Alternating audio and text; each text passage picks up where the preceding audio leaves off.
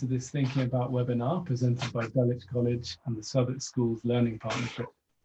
Thank you to Mrs. Beretta and Mrs. Mulholland for hosting the talk, and to Arjaan, Ekow and Sito for hosting the Q&A. It gives me enormous pleasure to welcome our speaker today, Dr. Toby Green, who is Senior Lecturer of Lusophone African History and Culture at King's College London. I first heard about Dr. Green through a friend of mine, Joe DaCosta, who I did some teacher training with, and he was constantly telling me, you have to meet my supervisor, my PhD supervisor. He's as passionate as you are about Africa, and he devotes all his research to traveling to Africa and finding out about African history. He's incredible. You love Senegal, you love West Africa, you're fascinated by the history of the culture. You must meet this man. And I had the immense pleasure of meeting this man last year as he delivered his prize-winning book at the British Academy, A Fistful of Shells, which won the Global Cultural Understanding Prize, known as the Nayef Al-Rodhan Prize.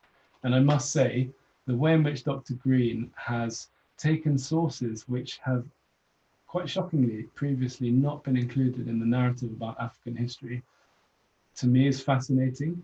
It's incredibly important. Equally important is the way in which Dr. Green is promoting the study of African history from an African perspective and promoting better knowledge about this fascinating continent to UK students and students all over Africa as well. To me, I think is absolutely commendable, and true erudition requires one to look at all the available sources. And that's what Toby Green is doing, and I'm delighted to welcome him to this talk this afternoon. Thank you, Dr. Green. Thank you very much, Matt, and thank you very much to everybody who's turned out on a dark December evening to participate in this and share in what I hope will be an interesting and worthwhile hour or so. I'm going to share my PowerPoint now,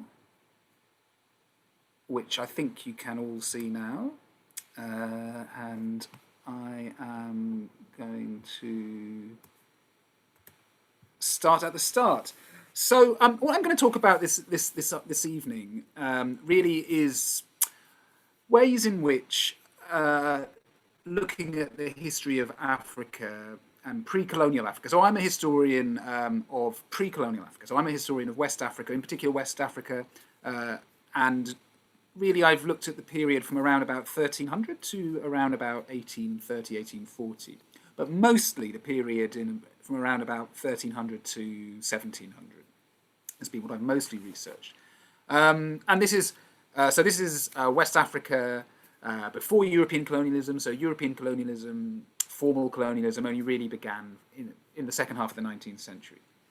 And as Mr. Doran said, I've done so through looking at the available sources. And I think one of the things which the study of pre-colonial West Africa does, and why it's important for historians, is not just because, as we'll see in what I'm going to say, looking at West African history is fundamental in understanding global interconnections a long way into the past, and the way in which African societies and peoples influenced with those changes in world history in this period and interacted with other parts of the world.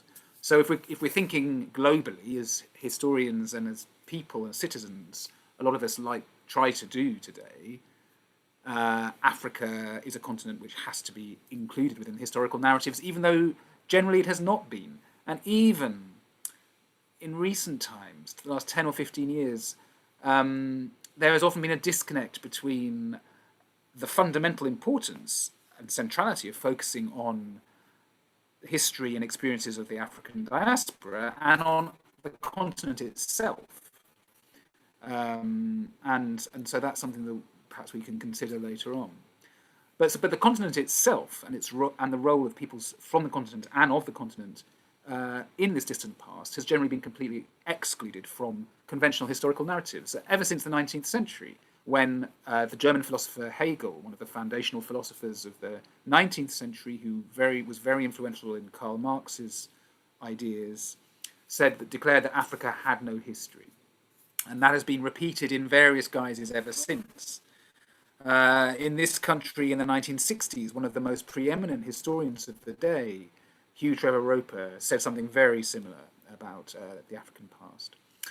So what I'm going to do in the next 20-25 minutes is talk about aspects of how looking at the African past helps us, of course, to understand the world in a different way, the interconnections of the world in a different way, but also actually, and I think this is why it's of fundamental importance to historians, helps us to understand history as a subject in a different way. And that's, I think, what's, one of the things which is fundamental about the kind of repurposing or reimagining, I think, of history, which I've been talking about over the last few years. And I think that question of imagination, actually, I'll just stop there for a moment, because, we're talking about history, and a lot of people say, well, the imagination has got no role in history. History is about what happened. Well, actually, no, because historical imagining the part, we're not in the past. We're trying to reconstruct and interpret the past as it was, and that does require historical imagination. Historians are often a bit wary of talking about that, actually, but actually the idea of the historical imagination, for any of you young people who are, doing A-level history or whatever you might be doing, don't neglect the role of the historical imagination in imagining the types, for example, of sources you might use and where that might take you, and that's certainly been important for me. So after that introduction, I'm just going to talk a bit about sources. So we start here in this PowerPoint with a photograph I took a few years ago in Ghana. This is Cape Coast Castle, which was the slave fort run by the British, particularly in the 18th century. It's a huge building, as you can see. And you can see the tiled roof to the centre right. Now, that was the chapel of Cape Coast Castle. And just below it, you can see a little archway. And that was the archway through which captives were led down into the dungeons of Cape Coast, but then marched underneath. On the left-hand side of the photograph, you can see a kind of walkway with cannons, and they were marched underneath there, the captives, out to the boats, which then took them across the very dangerous surf which exists here, and then out to the slave ships in the ocean.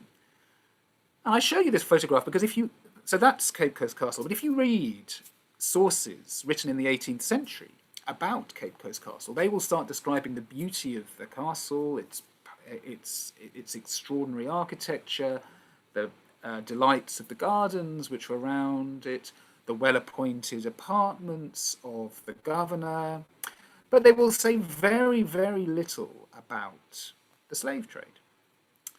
Very little. Sometimes they don't mention it at all. They just describe the castle. And I say this because this is historians often say we should use sources, and the written sources are the objective sources. Well, actually, as you can see, the written sources are not objective. They actually leave out a huge part of the history. And so this is an example of why writing about the pre-colonial past in this context, solely on the basis of these written sources, would actually lead to a very misleading picture of that past. In fact, would usually simply reproduce the narratives contained within those written sources, which were written by racist white male slave traders. So written sources are not somehow a historian's panacea, although we're often encouraged to think that that might be the case. So what kind of sources might we use? Clearly, at the same time, written sources are important. They can tell us some things. We have to read against the grain, but we also obviously, and what I've tried to do in my book, A Fistful of Shells, is, okay, we need to supplement those sources with other types of sources too. So what other sources might we use? Well, this is Bintang, which is this is actually a photograph of ruins. You can see the rocks there. Ruins of a trading settlement from the 17th century in Bintang, which was an important trading port on a tributary of the Gambia River in the 17th century. And there are lots of archaeological sites in many parts of West Africa. Many of them have not been excavated, but they do yield very important data. So material objects, material remains, I'll come on to those in a bit more detail in a minute. But so that's one type of source we might look at. And then this is a photograph which I took in Freetown in Sierra Leone a few years ago, and it's of the flag outside St John's Church. Now, St John's Church was a church built in the early 19th century, in about 18, I think it said 1812. Oh no, I think it's 1808. I'm sorry. And it was the community of the Maroons. Now, the Maroons, as some of you may know, were those who had themselves, or who were descended from people who had escaped plantation slavery and run into the hills of the larger islands in the Caribbean, Jamaica in particular, also Cuba, the Dominican Republic and Haiti, and there formed independent communities. They were known as Maroons. And in the early 19th century, many of them actually moved from the Jamaica to Freetown and were part of the early community which was formed there in Sierra Leone. And this was a community, so Freetown was the centre of what was known as the Royal Naval Squadron, which was a British naval squadron designing to eradicate the slave trade after the British Parliament had passed the Act of Abolition in 1807. So Freetown was a place where if ships were found by that squadron, they were taken to Freetown, they were broken up on the beach, and the Africans who had been on those ships were liberated. Now, the rafters of this church were built with the beams of those ships which were broken up, and as you can see, the flag is very interesting because the flag is firstly coloured in maroon, and secondly has a picture of a slave ship on it. And when I went round this church, I was taken round by the verger, who was wearing a red cap. And I talk about this in the book briefly, actually. And when we left the church, I pointed this out because the red cap in this part of West Africa is a symbol of royalty, and it's often worn by kings. And so this, for me, is a narrative which shows the power of symbolic sources in understanding the African past, in the red cap, in the colour maroon, which comes from the New World and has come back to Africa, and in the symbolism of the ship itself. And all of that emerges. So this is, as I say in this slide, oral and symbolic sources actually can tell us a huge amount about the meanings of history, how history was experienced. A lot of, quote, historical sources don't tell us really about the experience of history, they tell us about the process of history. And the experience of history is something rather different, and it's something which I tried to access as best I could and discuss in my book, A Fistful of Shells. So, talking about sources, now as we've just seen, and that's one of the reasons why, as I said, the pre-colonial West African history is a topic which is of importance to all historians, because it forces us to re-examine history and the source space which we use. It forces us to question what history is as a discipline. What counts as an authoritative historical source? Is an authoritative historical source something which has simply been written down in the 18th century by somebody who managed to produce a book about their travels in West Africa, which was widely published? Is that an authoritative historical source? Or is an authoritative historical source, might it have to do with symbolic meanings, which I've just talked about? And what all this forces us to do is interrogate our own approach to history as a subject, and the validity of different historical approaches, and what grants that validity, the power base which might lie behind the granting of a certain validity or not of a historical approach. So that's why thinking about the deeper African past forces us to confront all those topics, which is something which I think all historians need to do. So I'm just going to talk about some of those, just to give a broader sense of those material sources for a time. So just a few examples. So this is an ivory which was made by the Sapi people of Sierra Leone, and this flourished, the Sapi workmanship, from the late 15th century through to the end of the 16th century. And now the Sapi were very early in communication with the Portuguese. You can see, as I mentioned here on the slide, the iconography of the cross, and you can also see the importance of the rope. Now, the ropes, of course, were associated with ships, the Portuguese ships which were coming, where the ropes were very important. And also, the rope was a very important form of iconography in Portuguese architecture in the early 16th century, the so-called Manueline architecture. And some historians have suggested this actually came from the Sapi people because the Sapi ivories were in high demand in Portugal in the 16th century, and they circulated widely. So this suggests some ways in which Sapi artistic workmanship and their own experience of what was important in the early exchanges with the Portuguese found its way to Portuguese architecture and style as well. This is something you may be more familiar with, the Benin bronze, a representation of a Portuguese trader in the 16th century. You can see the sword, the hair, and you can also, and this is important because, as I say, many of the sources we have are written by Europeans, describe how Africans were perceived. We begin to get a different sense of how outsiders were perceived in West Africa, which gives a different sense of subjectivity and how those exchanges were encouraging and challenging peoples in West Africa to, in the 16th century, develop a different sense of identities in communities there. Let me move on to the 17th century. This is a so the Benin bronze is just to say, and actually the Sapi ivories. You can find examples of both of those in the Africa rooms at the British Museum. This is a divination tray from Alada, which was a state in what's now the Republic of Benin, bordering Nigeria to the west. It's a divination tray to Ifa, and it gives us a sense. And this is actually was actually purchased or traded by a German traveller who, and it's now in a museum in Germany, which gives a sense of the circulation of objects as it took place in the 17th century.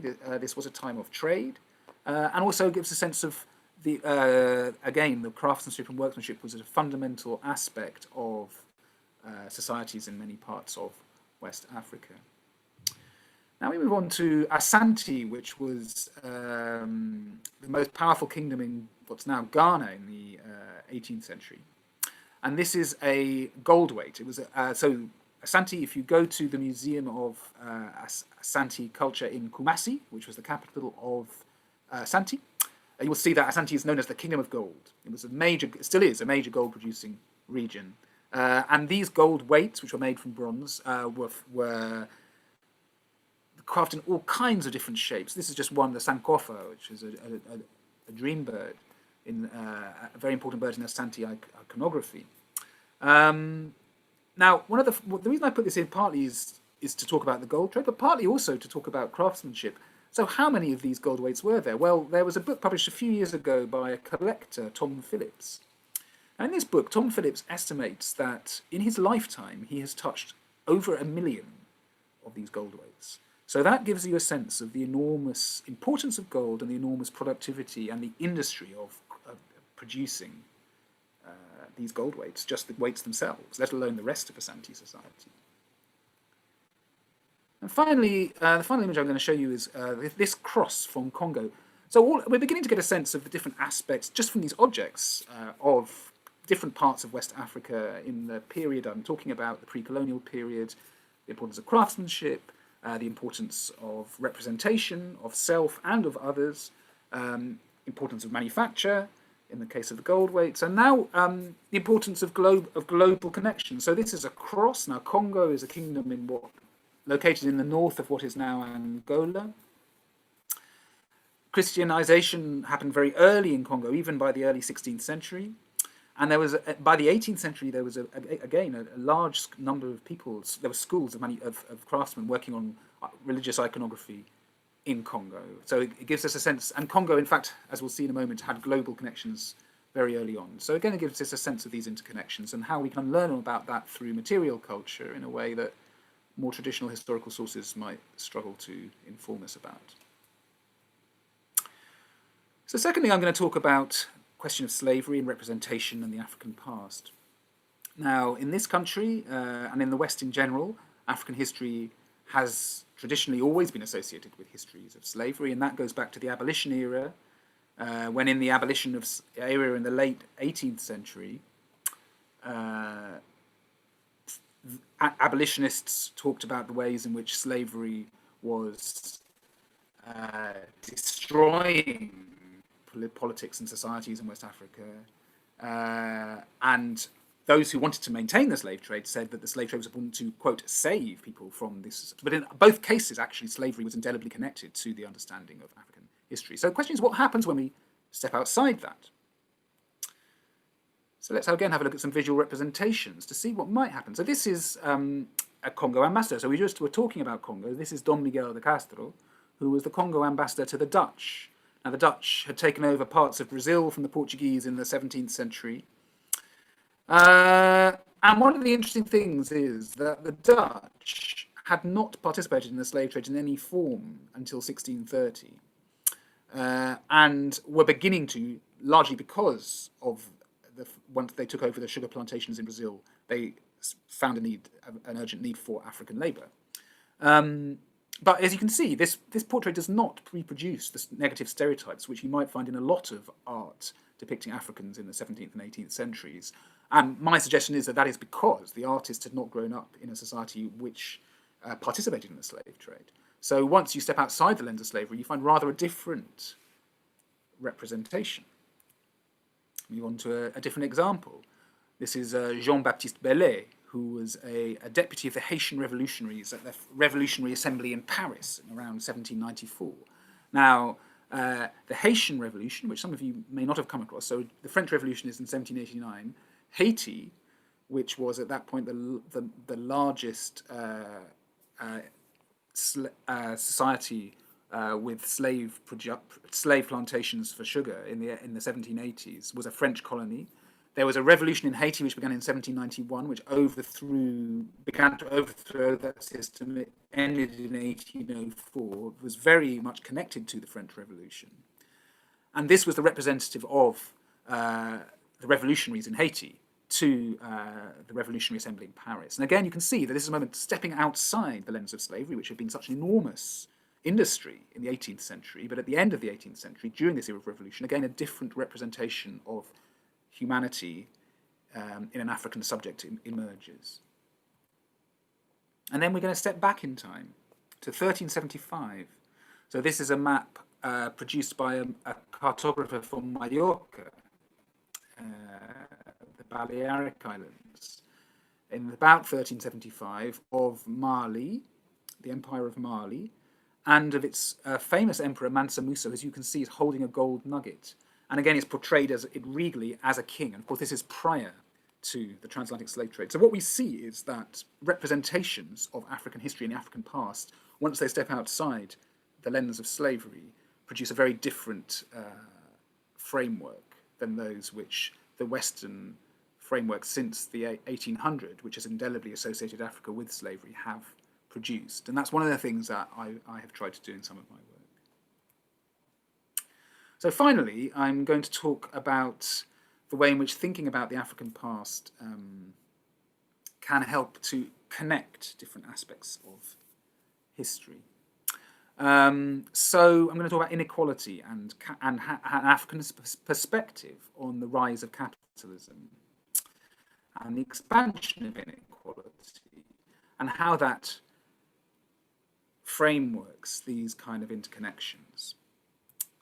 Africa has traditionally been excluded from histories of capitalism because African societies were not seen to produce capital. They were seen to have what were known as primitive forms of currency, which did not connect to the rest of the world, to the West and to China and the Asian economies, which were producing capital. But in fact, one of the things I've argued is that that production of capital was dependent on capital relationships with forms of capitalism in Africa. And one of the main forms of currencies in many parts of West Africa was the cowrie shell, which was used in places like Dahomey in Benin. It was used on the Niger River, and it was used also in what's now Nigeria. And this is the form of cowrie. Cowries were portable, but they could also, obviously, they're small, so you can have small transactions with them. So they were useful. And of course, and one of the important things about them is that they weren't just used in Africa as a form of currency. They were also used in places like Yunnan province in China. So they were a global currency, but they were also important in forms of religious practice. This is a shrine from southern Nigeria, Yoruba-speaking peoples called the Ile Ori, which is a household shrine. You can see the role of cowrie. Cowries were used in divination as well, so they had a religious aspect as well as a monetary aspect. And actually, of course, that's not unusual if you think about Spain in the 16th and 17th centuries, all the gold and silver coming from the New World. Yes, a lot of it was used for money, but a lot of it was also melted down and turned into fantastic altarpieces, which you find in the churches and cathedrals of Spain and Portugal. But what happened as capital became more and more important in the 18th century is that relationship between religious and economic use of currencies changed in European societies, but not so much in other parts of the world. And inequalities grew through these processes, and those were connected to what historians call the Age of Revolutions. So the Age of Revolutions for historians, starts in 1776 with the American Revolution, then we go through the French Revolution. More recently, you might have included the Haitian Revolution as well, but as never included really his revolutionary movements in Africa. However, in fact, as we'll see, this was an era when revolutions against, I should say, an aristocracy, and many different aristocracies occurred in parts of West Africa, just as it had happened in France, just as it had happened actually also in America. So in fact, what I've suggested is that this isn't a coincidence. In fact, it's part of a broader global process, which shows how including Africa within that narrative makes us understand this as a global process and not a Western process. So first example would be the Haitian Revolution. And I know I've been talking perhaps longer than I was hoping to or expected to, so I might go through this a bit. No, I can carry on. Okay. Well, I have talked about the Haitian Revolution briefly, but I will just... here we have one example which it directly follows. The French Revolution is connected to it. As I've mentioned, Napoleon tried to reverse it but failed. And very important in it was actually the military prowess of African soldiers who had come from Congo, which I've talked about, and Oyo in southern Nigeria, and the military techniques that they knew from there. And actually the Haitian Revolution, as the bottom bullet point says, was very important in subsequent movements of liberation, particularly in Latin America, where the Haitian president Pétion was a major supporter of Simon Bolivar. So it was very important not only in Haiti, but more broadly in the Americas. So, talking about revolutions in West Africa against the aristocracy, the first example I would give is Ségou, which rose to prominence in the 18th century in what's now Mali, but also crossing into Burkina Faso, and again began as a revolution against the aristocracy which had formed in that part of Mali. And many of the rulers of Ségou, the most important, the most famous one actually is called Ngolo Jara, who came to prominence in the 1760s and had formerly been slaves within that society, which demonstrates the way in which this was an overturning of a previous aristocracy. Another very good example would be Sokoto in northern Nigeria. Its heartland was Kano, which is the major city in northern Nigeria. It was led in the early 19th century, overthrowing Hausa rule and the aristocracies which led different kingships within northern Nigeria, and in fact saw a mass conversion to Islam from former slaves to help to overthrow those who'd been their former masters. And it was also prompted by global connections of Islamic preachers in northern Nigeria, and had connections through the 19th century to places as far apart as Brazil and Sudan. And then the final example I would give would be this is all happening in the same period of the Age of Revolutions in France and in America and in Haiti.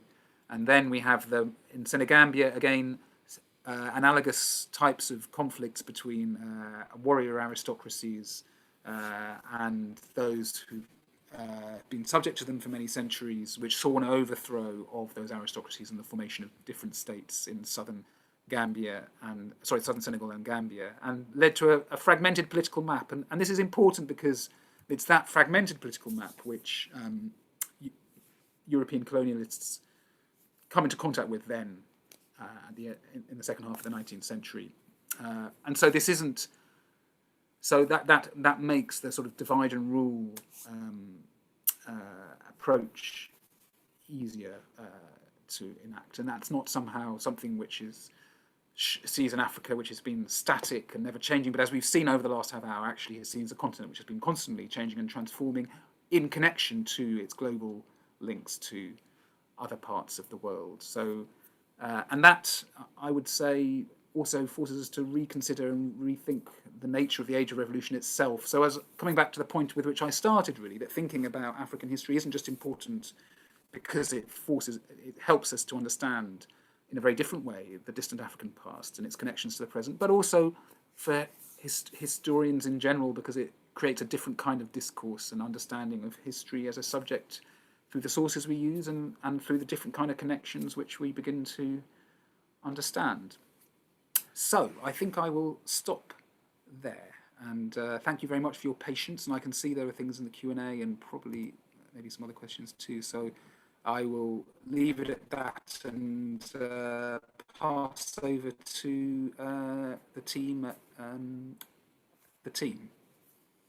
Thank you very, very much, Dr. Green. I'll stop sharing as well. Thank you very, very much. Thank you very much.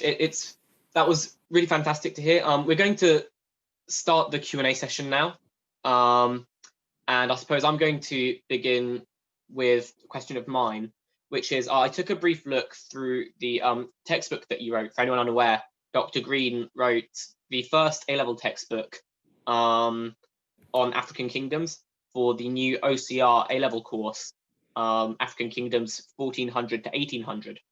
And I suppose what I wanted to ask was, how do you condense the history of such a massive continent, well, of any continent, but particularly Africa, which is so massive and diverse in cultures and in kingdoms? How did you go about condensing that into an A-level course? And what bits do you keep and leave out, and how do you decide that? Yeah, that's a great question. Thank you very much, Arjaan. Well, of course, in a way, it's an absurd thing to do. You know, as you say, it's such a diverse, complex, understanding just the history of just one small part of West Africa over, 3 or 4 centuries is difficult enough. So how on earth do you then try and do something like that? Well, but on the other hand, and this is one of the problems with being a historian of pre-colonial Africa. On the other hand, if there's no African history in the A-level syllabus at all, surely you need to try and get a representative, at least some kind of spread, so that students can begin to build some kind of broader understanding of the continent. And so it's a very difficult balance. And in the end, what I tried to do, and working with OCR, I would say, because the OCR were really, this was originally their idea, and they came to me because there aren't many historians of pre-colonial Africa, certainly working in this country, and so we worked on it together. But what we tried to do was come up with, as I say, kingdoms which in different parts of West Africa which seemed representative. The OCR originally actually had wanted to cover East Africa as well, and I said, well, first of all, okay, I think probably it would make more coherent sense to keep it to one region, because at least there are more commonalities, and so that was my suggestion. And then beyond that, we then tried to think of kingdoms which I suppose were different and had different aspects which would introduce students to that, but at the same time where there might be some commonalities which students might be able to begin to bring together in their own way. So that was what we tried to do. But as your question suggests, in a way it's an absurd thing to do. I mean, you wouldn't get such a textbook on Europe over 4 centuries. And in a way that's a sign of the challenge. I think it would be fantastic if in 50 years' time somebody looks at that and says, well, why did they do that? It would have been much better if they'd just done the Empire of Mali, or that shows how antiquated the way that people were thinking in 2015 or 20 when we started this. I suppose that will be good. That will be a good thing. But at the time, it seemed like what was needed given the dearth of materials, and as I've mentioned. Thank you very much. I'm going to hand over to Sito and Ekow, who will be asking the next questions. All right, so I just had a question regarding this idea of reparations, and something that I've recently been hearing more and more about is this idea of reparations like being given as like a continuous progress of like debt relief, and rather than like that's just one sole financial payment. I was just thinking, like, how do you think that this is something that's not only viable, but like it's something that's gaining more and more popular support? Thank you very much. That's a very good question. Well, I actually co-authored an article with a colleague in Guinea-Bissau in July, where we argued that we weren't really interested in debt relief. We were in favour of debt cancellation. The facts are that, in fact, in 1953, the external debt of Germany was cancelled by its foreign debtors. In the 1930s, half of the debt of France and of Germany was also cancelled. So it would not actually be the first time in history that debts have been cancelled. Not only that, but I would say that, especially during the pandemic, the treatment of Africa by the global community has been absolutely disgraceful, vastly increasing the debts which the continent's countries have had through the shutdown of Western economies, which has aggravated the problem to an extent that relief is not going to solve it. It will, I feel very strongly that historically, in terms of any kind of justice and understanding of the development of capital, and in terms of what's happened over the last year or two, cancellation is the only framework which makes any sense at all. Whether I think it's obviously going to be that's going to be a difficult thing to achieve. I think certainly that the more that the issues are discussed and the more that the detail is understood of what actually happens in economic exchanges with Africa, I mean, in my view, the case is unanswerable. But, unfortunately, the detail of all of that is not generally something which is widely discussed. Whether it's becoming more popular, I think you young people, my generation have not done a very good job with this. And our predecessors did an even worse job, perhaps, or I don't know. Well, I'm not sure they did a worse job. They certainly didn't do a better job. So your generation, I'm afraid, will have to take this forward. But obviously, I think that that's something that you can do, and you're a very energised generation with lots of ideas, and I hope that you can achieve that. Yeah. Good afternoon, Dr. Green. I was asked a question today that I thought you might have an interesting answer to, which was, to what degree was the problem of racism an economic problem rather than a social problem? Yeah, that's the question. That's a very good question. Sorry, was the question referring to the past or to the present? I'm assuming more so to the present, with maybe things like redlining, stopping people from certain opportunities. I think clearly there's an element of that. Whether they're, I don't know if they're, I suppose, as with a lot of questions, I'm not sure I would say, accept the premise of the question.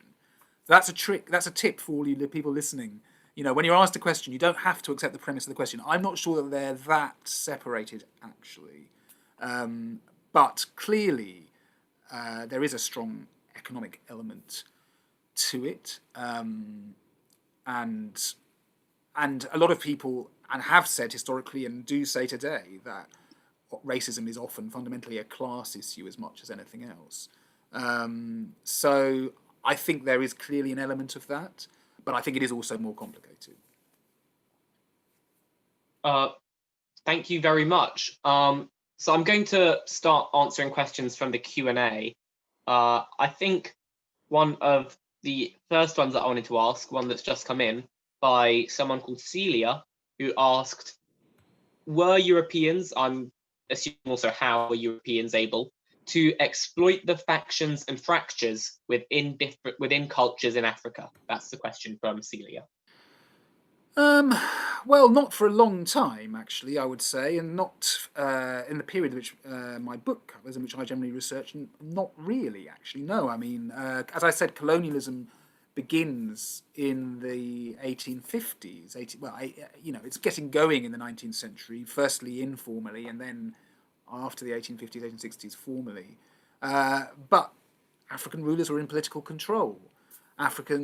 Europeans had to adapt to African societies. If they lived in West Africa, they married locally. Their children became important members of coastal communities, and they did so in following West African patterns of lineage and religious practice, and so on. So not for a long time.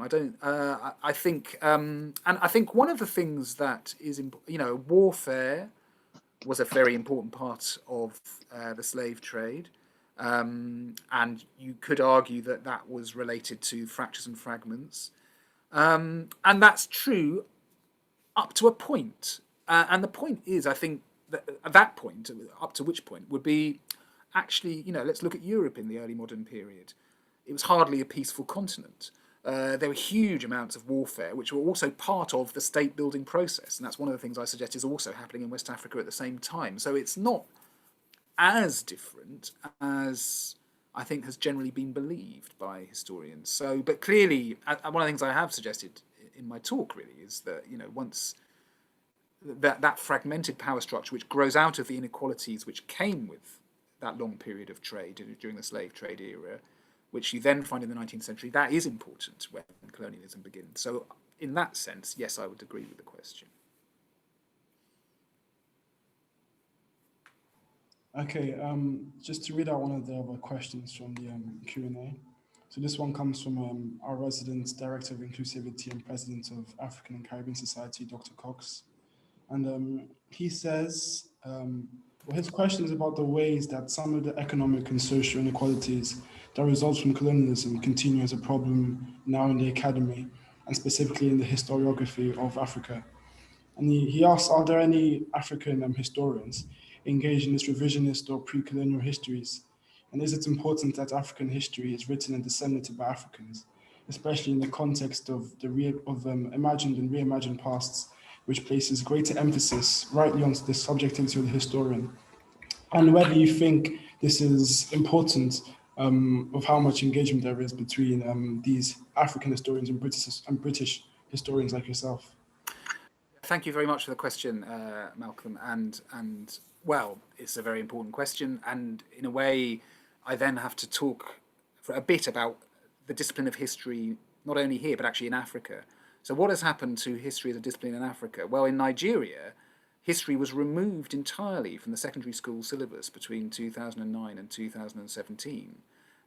History has, in the immediate aftermath of independence, in the 60s and 70s, there were important centres for the study of history, and particularly pre-colonial history. Kwame Nkrumah founded the Centre for African Studies at Legon, University of Ghana, the University of Ibadan in Nigeria, University Sheikh Anta Diop in Dakar in Senegal. These were foundational centres for the study of the pre-colonial past. Now, what happened to those centres is very sad. What happened was that with the rise of structural adjustment programs in the 80s, and the dependence which African universities had, therefore, on external funding, pre-colonial history was no longer a priority. And now, very few of these centres, in fact, in Dakar you won't find it. In Ibadan, pre-colonial history, somebody who specialises on that, again, you will struggle to find it. It's disappeared. It's almost died. And in fact, that's one of the reasons why I got involved with this, was mentioned by Mr. Duran, this textbook for West African students. I was involved in the A-level option here. I was talking to a colleague in Gambia about that, and he said, well, we desperately need something like this here, a free textbook, because we're using materials that are photocopied and illegible, which were written in the 1970s, which are out of date, which even teachers struggle to get hold of. Teachers are not being trained because they can't get hold of the resources, and therefore they can't teach the students, and the subject is dying. So that was one of the reasons we put together this team-built textbook. So the important thing about this, I think, and this also answers your question, actually, Malcolm, was that we put it together collaboratively. So King's provided the funding and the internet. So my colleague at King's, Vincent Tiribaran, who's a historian of Borno in Nigeria, but is also very much better at tech than I am, designed the website. But the textbook was conceptualized, conceived by our colleagues in 4 different West African countries, Nigeria, Ghana, Sierra Leone, and Gambia. We had 2 meetings where we discussed the different chapters and so on, how it would be written, how it would be disseminated on the continent. And so clearly, with the hope is that, and we do already know from feedback this is having an effect, that the existence of this textbook will, and its wide access, because it's free. It's a free resource available online, and we're going to disseminate 3,000 flash drives with it across West Africa in the next year. Will encourage more students to take up history, but without Africans on the continent, let alone in the diaspora, being able to study the African past with anything like adequate resources, it's very hard to see how this problem can be solved. Now, clearly, if we're going to talk about the dissemination of pre-colonial African history in the West, there's a fundamental problem in academia in general, especially in Britain, which is much worse than America, actually, in this regard, which is the broken pipeline with students from second generation, third generation communities coming in to study history to begin with, and then becoming academics afterwards. And there are huge numbers of reasons for that. Some of them are structural, some of them are economic, some of them are to do with institutional racism. And this is a tough question to deal with. Clearly, I haven't got any. I mean, I may have a couple of answers, but I certainly haven't got all the answers by any means. So, to answer the other question, of course, it's fundamental that Africans and people of African descent should be teaching this. It's also fundamental that it should be taught. So, at the moment, we aren't able to do both of those things. And clearly, again, it's my hope that in 50 years' time, people will look at this resource and maybe my book and think, oh, it's a bit weird that Toby wrote that. It would have been better if somebody else had. But at the time, this is 2020, and this is the reality we're in now. So it seems that there are two questions on a similar subject, so I have to read both. Ryan says, in light of Dan Hicks' recent book, The British Museums, what is your personal opinion on the Benin bronzes, British Museums debate and cultural restitution? And Holly asks a similar question, saying, give me a second, sorry. Talking about whether there were any artifacts within the British Museum you think should be returned. Okay. Yeah, I mean, I think this is very important again. Great question, so thank you. And, well, yeah, I mean, can you imagine how much easier it would be for history teachers in Nigeria to teach the history of Benin if the Benin bronzes were in Nigeria? Let alone all of the... so can you imagine how much easier it would be to inspire young people with the possibility that this might be something they could possibly do to be a historian of pre-colonial West Africa? How much easier that would be to do if artifacts were located in the countries of origin. So this isn't just a question of, the moral responsibility of institutions and the ways in which materials were resourced and found and stolen. It's also a question of today and of what the use of those materials will be. I mean, I often take students to the Africa rooms of the British Museum. It's a fantastic resource, but should I really be able to do that? I mean, of course, it would be bad and stupid of me as somebody teaching in London not to do that. But clearly, that would be a much more, Nigeria would be a much more sensible place for that to be happening in. So, yes, I think, really, especially when you take that point into consideration, which I think is fundamental, I don't really see the basis of a discussion. Clearly, you need to have a partner in the country where you know that the materials will be properly resourced and so on. But that's not a problem in Benin, where they have a new museum, by the way, and it's not a problem in many places. So, yeah, that's my answer. Thank you very, very much. I'm going to ask now, we'll sort of combine two questions we've gotten from James. So James has asked, one, how and why African history prior to slavery was destroyed, rather, and why there wasn't more done to preserve it. And two, why isn't that history, true African history, taught in mainstream schools using Pan-African scholars or academics?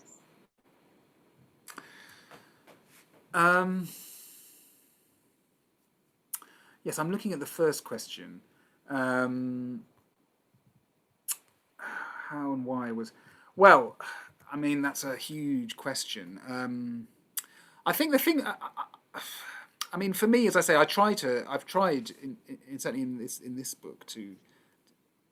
I mean, clearly, you can't talk about African history without talking about slavery. But I think the idea of African society. Also, I question the idea that African history has been somehow destroyed. I'm not sure that that's the case. West African societies are extremely dynamic, culturally transformational. They've influenced all parts of the world in cultural, many different aspects of culture. So I'm kind of, again, I'm not entirely sure I would accept the premises of the question.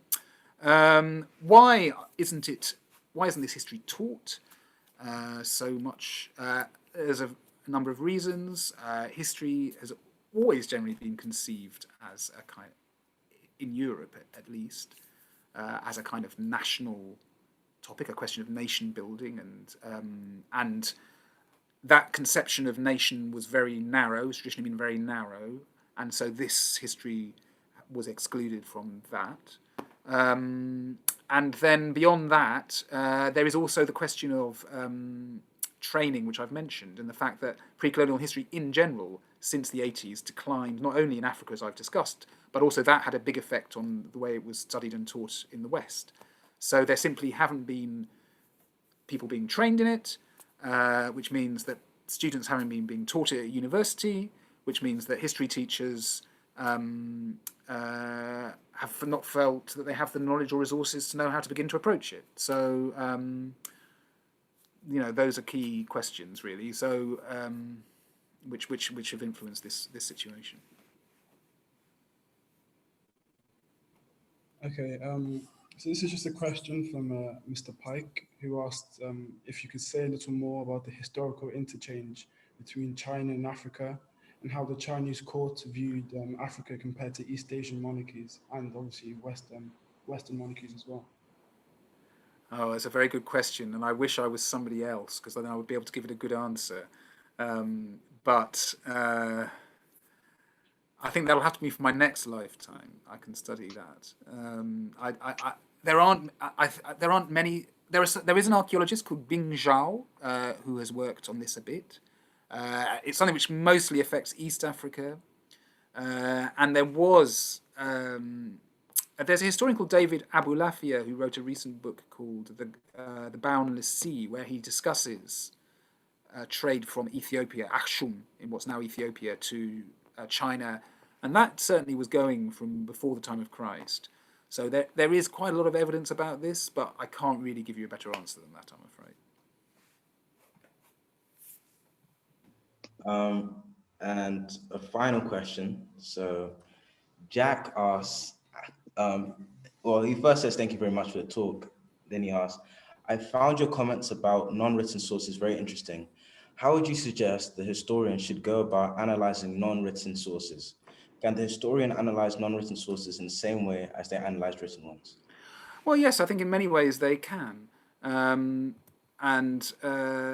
Because, oral history, for example, there's been a lot of work done on this by people who do look at oral histories. Oral histories are, like written histories, biased, tend to relate to various interests of power. The griots of West Africa always had a very close relationship to the ruling families, just as actually historians traditionally have had a close relationship with political power in the West.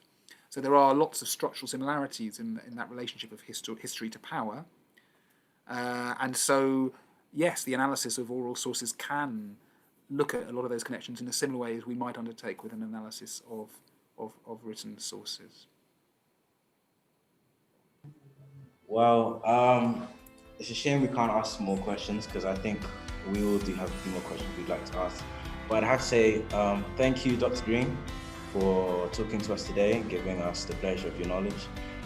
Thank you to Dulwich College and SSLP and everyone who's attended today and asked these questions. This is unfortunately the last Thinking About for this term. Please look out for future Thinking About webinars when they resume in January. Thank you very much, everybody. Thank you very much. And thank you to Miss Beretta, who works behind the scenes to put everything together. Well, I'd just like to say I thank you very much. It really has been a pleasure. I love talking with young people, and I love your questions have been really fantastic, and good luck with everything you do.